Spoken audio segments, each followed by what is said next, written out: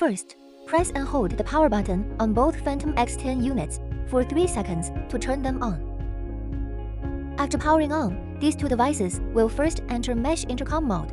Press and hold the Mesh button on both devices for 5 seconds until the lights flash red and green alternately. Then, press the Mesh button on either device.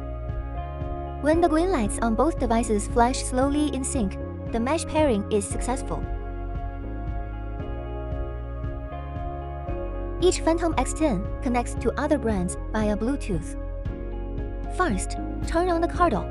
Once it's on, press and hold the call button to enter Bluetooth pairing mode.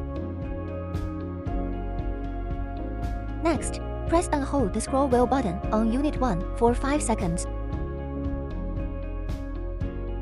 Then press the scroll wheel button and the power button once to enter Bluetooth intercom pairing mode. When the two devices flash slowly at the same frequency, the connection is successful. The same applies to Sina and device 2.